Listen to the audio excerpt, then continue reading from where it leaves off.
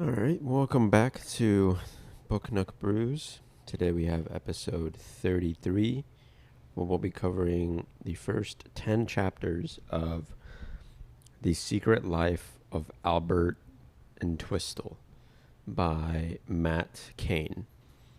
I think we can start off by reading the blurb. Yes.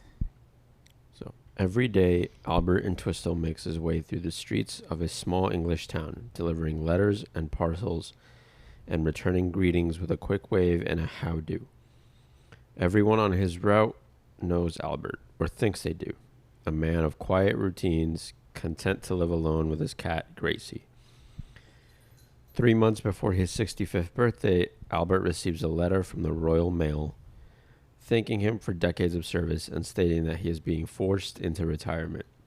At once, Albert's simple life unravels. Without work that fills his days, what will he do? He has no friends, family, or hobbies. Just a past he never speaks of and a lost love that fills him with regret. And so, rather than continue his lonely existence, Albert forms a brave plan to start truly living, to be honest about who he is, and to find George, the man with whom he spent one perfect spring and summer long ago. One painful yet exhilarating step at a time, Albert begins searching for George and revealing his story to those around him. As he does, something extraordinary happens.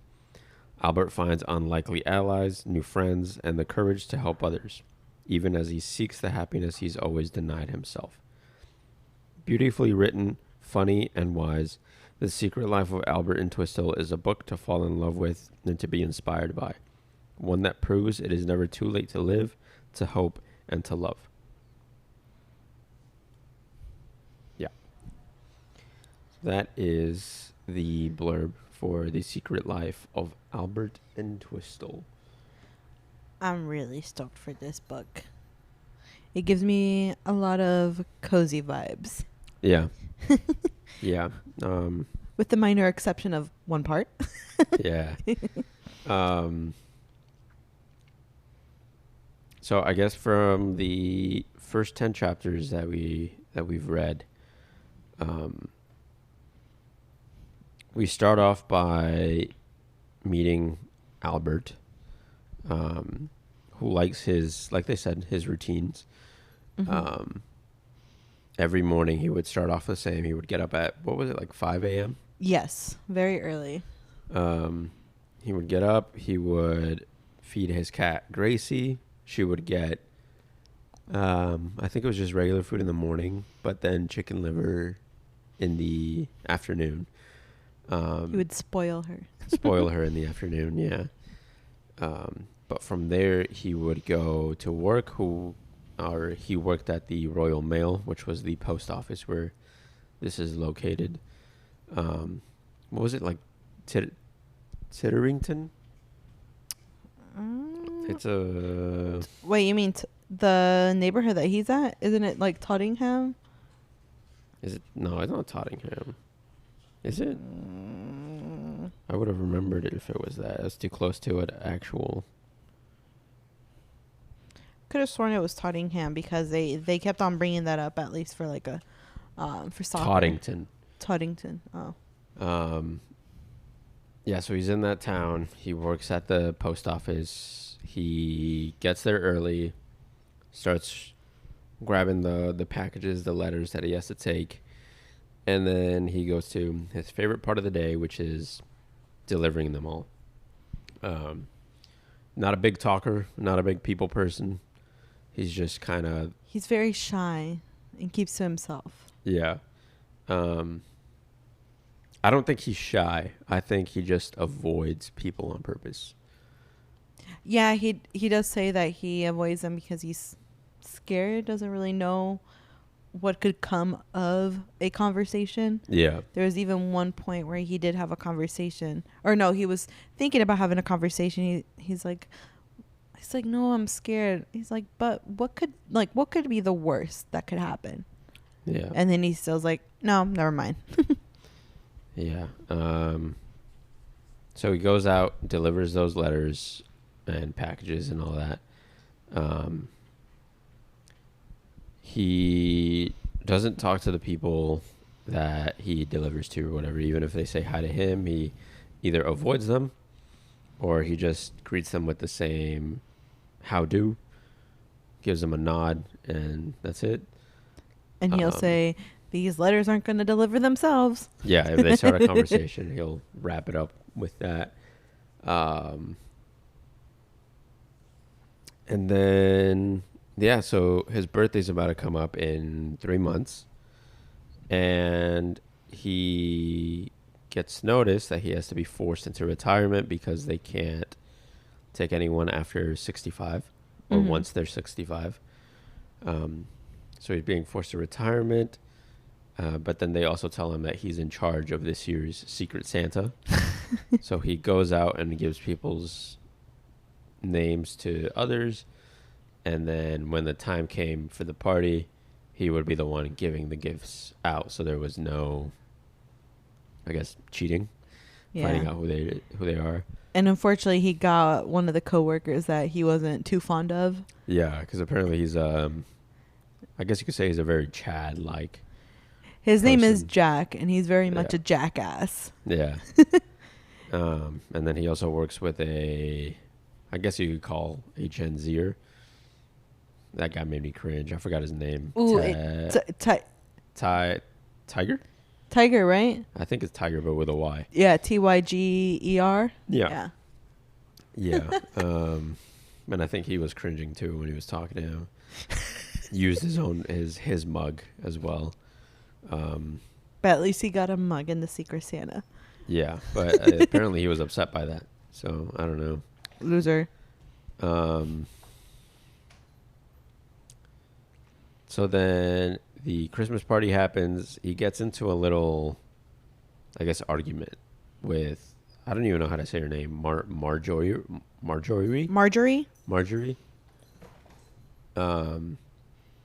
Who is the person, I guess, in charge of the post office. Yeah, like the manager. Yeah. Who also was the one to deliver the news that he had to retire, or at least the letter that said he had to do that. I guess she was a little tipsy at the party and wanted to get him to talk. Didn't say much. She was gonna leave, and then she's like, "No, how could you leave? Let's go dance, whatever." And he's like, "No, I'd really rather not." And she keeps insisting, and it got to the point where he had just to kind of like raise his voice and be like, "No, I really don't want to." I think he even said, "Please leave me alone." Yeah. Yeah, I think that's how he finished it off. He yelled that out. Luckily, no one else heard it or anything. She looked kind of hurt by it, but I mean, she did keep insisting when he said no. So, so then he leaves. He didn't like the party to begin with. He knew he didn't want to go, but he ended up going, and then this came out from it. And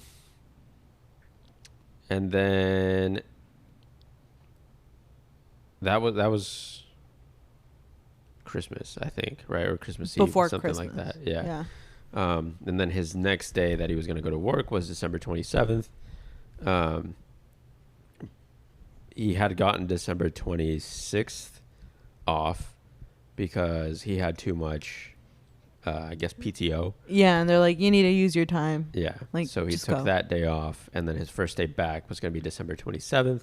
He started his day as normal, but when he woke up, he felt something off, I guess, about the day. Yeah. Just kind of like vibe, whatever. And he was going to slowly get up, and then he realizes that Gracie wasn't around where she usually is. So he went looking, and then he found her was it in front of the heater? Something like that. She was laid down in front of something. I don't know if it was at the bottom of the stairs or she was away from him, which kind of already made him like suspicious. Because I think he checked like the two main spots where she would be at. She's either here, like at his legs, or I forgot where else. But if she wasn't there, he was like concerned. And she hadn't touched her food, and so he goes look, and she's just laying down next to something. I forgot the object he said, but I don't think it matters. Um, and so she was breathing and all that. She was just laying there, kind of flat, not moving. And it turns out a little lump that he had noticed before was kind of bigger. And she wasn't moving. And I guess I think he like touched it a bit, and she kind of like felt some pain. So he told, what is it, Marjorie? Maybe? Yeah, he told Marjorie that Yeah. he was sick and couldn't come in. So essentially he called out and Yeah. immediately goes to the vet. Yeah. And then that's where they tell him the unfortunate news that Gracie has cancer. That she did say if it's any consolidation, even if she brought him or he brought her in earlier, nothing was going to be able to be done. I guess it was just too far into it, too advanced. And so unfortunately he got the news that he would have to put her down. So he lost his job, not lost his job. He's going to lose his job to retirement, but it's the only thing that kind of kept him around other people, his routine of over 40 years. Yeah. And he's never used to not doing something other than like after work, going home and chilling with Gracie, which now no longer has Gracie either. So now he's dealing with the fact that he's going to have to do something because he realizes that he is alone. Like, I think he accepted it. He like went on a walk, I think the morning after or whatever. He goes on a walk and goes to this specific spot where we learn that that's where him and I forgot his name. George, yeah. Where him and George is this past lover, yeah. From it was high school. Did he say high school? I think it was just school, right?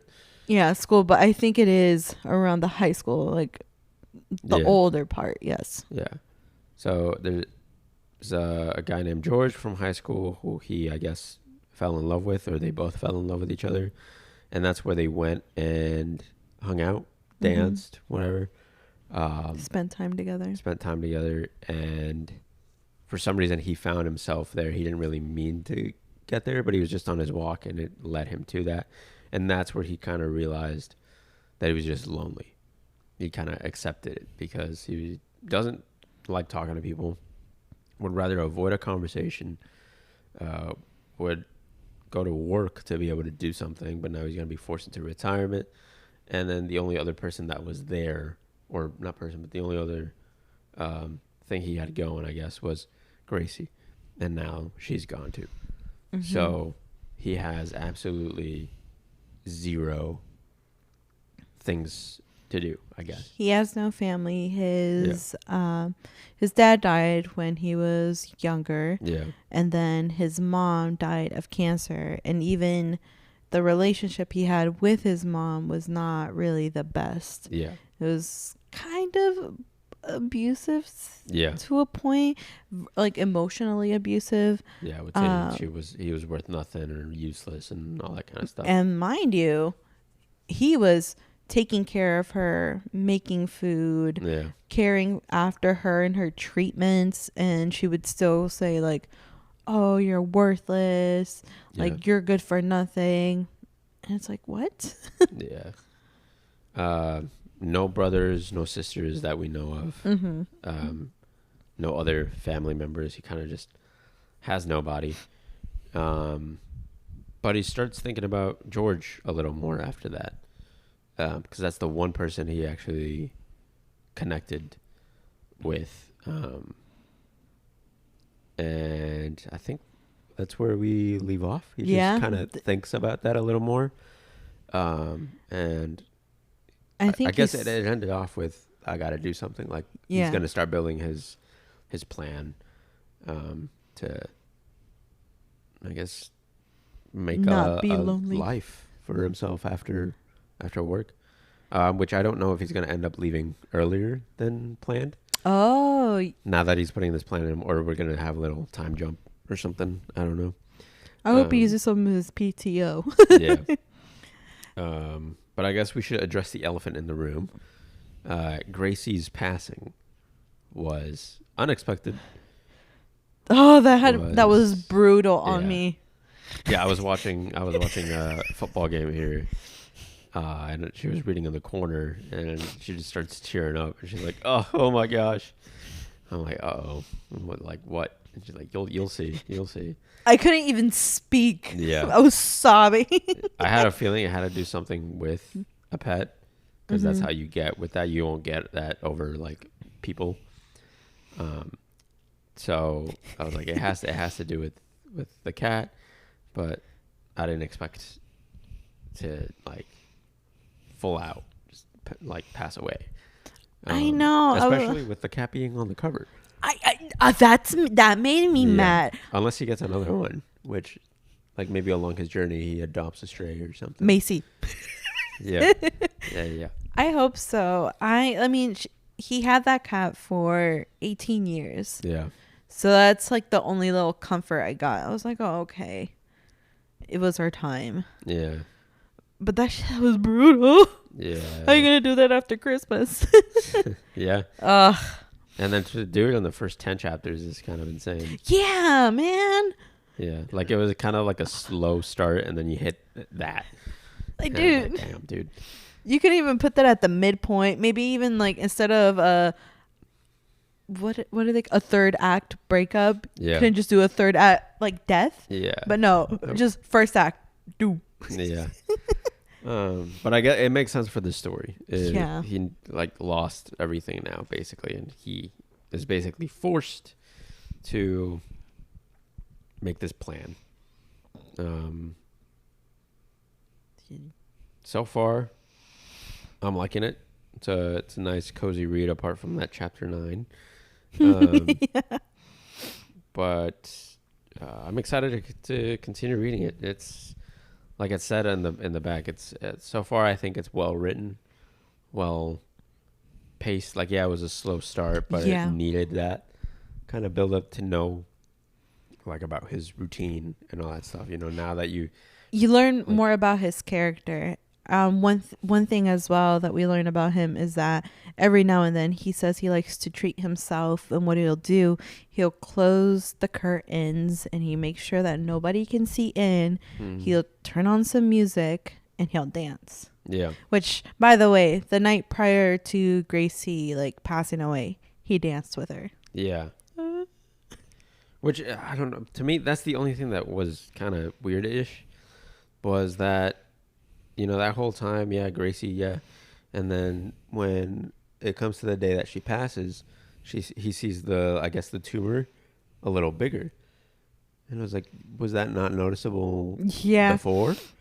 Like, it's not just gonna grow immensely overnight, but because he said he noticed the little ball a month ago. But he touched it and he wasn't giving her any like discomfort, which even then, I guess to me, I would have just brought it up to the vet. Yeah.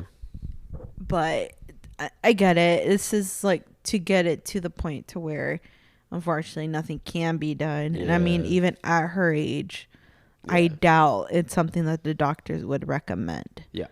But you are right, because he did dance with her. So did he not notice? At some point, he would grab her like in that area or something, you know, and So I don't know. That's the only thing that was kind of to me. But apart from that, liking it. How did you like when it switched over to the younger woman's perspective? Because we also get a glimpse of Nicole, yes. She's a student, a nail tech student, if I'm correct. She works at she is studying for that. She's a single mother. Single mother who is currently dating someone who she thinks is the one. We learn that his parents don't want him dating her because she lives in a I guess, kind of lower class area, lower class house. Doesn't have that much income because she depends off of food stamps, I guess is what we could call them. And so I guess they're a little more snobby. Yeah, and she does kind of allude to the fact that she is a black young woman who's a single mother, and he is white. I'm assuming, I think. No, yeah, she mentioned it. Yeah. He's a white man. Yeah. So not only is she quote unquote low class, she is also person of color. So, exactly. She thinks that his parents are also against that in some sort of way. So there's that, but she's also the same one that sits out on the porch and smokes, right? And was rude to Albert at first, but then she said hi to him on Christmas Eve. Christmas Day, I think Christmas it was. For me, I mean, I didn't mind it. I liked the story, but it felt weird, like throwing it in there like that. I think we're getting her introduced because I think he's going to become one of the unexpected friends that he makes. You think so? I think so. I think he is, and I think the gay couple who just moved into his neighborhood, or into the neighborhood that he like delivers mail to, I feel like they're going to help him get a little bit out of his shell, because right now what we can assume is that he is a closeted gay man. Yeah. Because who's 65. Wow. Yeah, who's 65. I mean, that gives you perspective, because and I think it happens a lot with people that are older who do identify as being gay, because back in their day it wasn't safe to come out. And we got glimpses of that every now and then. We'd see like a little memory of his moments with George, and he would see how he would get bullied because he was a little bit more outgoing, or would... Yeah, because he was in theater, in... what else was he in? Theater, right. Choir, I think. He was doing a little bit more of what I guess like men back in those days wouldn't be doing. Yeah. And so they would be like, hey, do a dance for us. Yeah.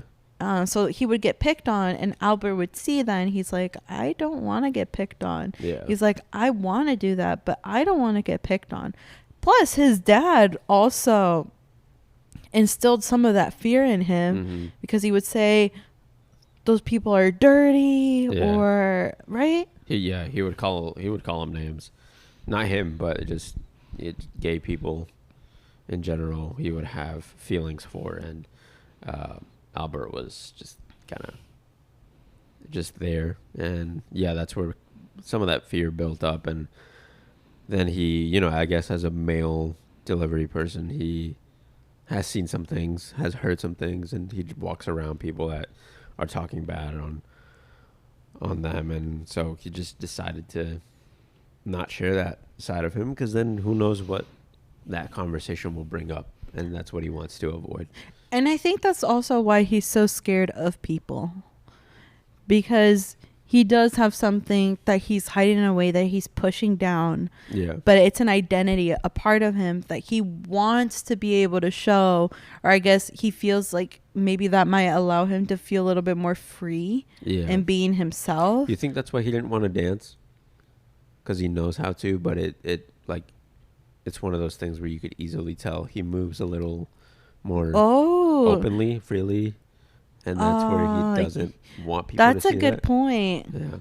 That's such a good point. Which also, a night where he got like a whole little outfit ready for the party. Yeah. And he felt, I think I remember him saying like he felt like really nice in what he wore. Yeah, because he's always wearing just his delivery clothes.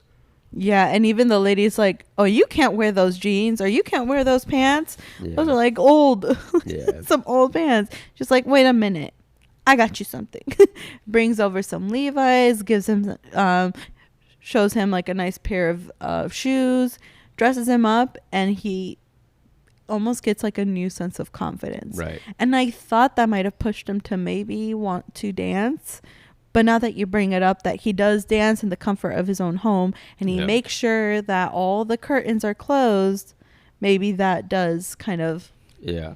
You know, it's like there are some, you know, gay people that express themselves through different forms of art, right? And maybe his is dance. That's why he does it privately, because he needs to get it out at some point, but he doesn't want people to see that. And maybe he's one of those dancers that kind of, you know, insinuates like with movements and stuff, and moves, you know, freely and feels the music and all that kind of stuff. And one could say like you could kind of tell by the way they you know, dance or something like that. So maybe that's what he's trying to avoid. That's why he was getting so pressed. I don't think it was just because he didn't want to dance. There's a reason behind it. And who knows, maybe we'll get a flashback later where something happened during a dance or something, and that's why he chooses to hide that as well. So interesting. Yeah. I even though the start of this book has been very slow, I think everything was so needed just to build up Albert's character. Yeah. And so that we can understand and start to see that he is scared of people, but there's a reason why. Yeah. Like in just 10 chapters, we basically got everything we needed to be able to say, okay, he's going to get a fresh start here, basically. So I'm excited. I'm excited to see where this goes. Because I do feel like he's going to make that friend with that younger woman. And I'm wondering if that gay couple in that one street start to maybe help him get out of his shell a little bit, or maybe he feels inclined to ask them questions. Yeah. I don't know. Like maybe that'll be one of his like challenges per se, or like, not challenge, but like something he wants to just check off. It's like, okay, I want to see if maybe in this day when I'm giving out letters, if they're out there, I'll ask them a question. Yeah. We'll see. But. Or maybe that's how he's going to end up reconnecting with George, or getting the inspiration of going after it. Right now he's missing him, whatever. But maybe he brings that up, or, you know, that couple tells their story or something like that, and it's kind of similar. And he's like, how would you do this or whatever, right? And they'll probably tell him, just go for it, whatever. And that's kind of the push he needed. Which, by the way, the couple's name, oh yeah, Danny and Daniel. Yeah. But they say it as a joke. And he's like, I'm Danny and I'm Daniel. And usually people, you know, laugh at that because it's like, oh, whoa. But Albert didn't. And so they had to explain the joke. And he's like, oh, yes, how do? And these letters won't deliver themselves. And he scurries off. Yeah. When he says that, he's like walking off. All I imagine, I don't even know how to describe it. I have to show you, but to describe this like through here, yeah. I kind of just imagine just scurrying off, like all together, his feet like close together, just yeah. So, yeah, I'm really liking the book, even though chapter 9 wrecked me. Yeah.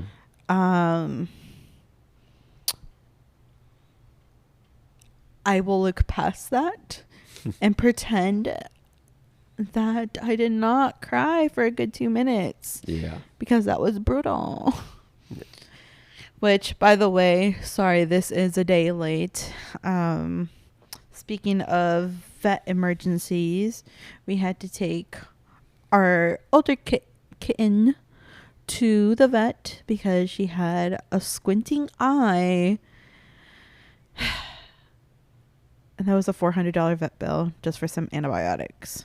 Yeah. I love that for her. I really do. We love that girl. Yeah. But it looks like she's doing better now. So. Yeah. Her eyes are opening up a little bit more. So yeah. It is worth spending all of this money on her. Yeah. Alrighty. Well, as for the next couple of chapters that we'll be reading, next week we'll be reading chapters 11 through 21. Mm-hmm. And I'm hoping we'll start to see him kind of Open up a bit. open up a little bit more and kind of getting a little bit more of a direction as to what he wants to do after retiring or even before retiring. Yeah. To make sure that he doesn't feel lonely. Right. Because I don't feel like he deserves that. I don't think so. He's just quiet and misunderstood, I guess. Yeah. Yeah. But he doesn't give himself a chance to make people understand either. So, but that's where this comes in. I saw a review on the back of the book that is also saying it's a coming of age story. Mm-hmm.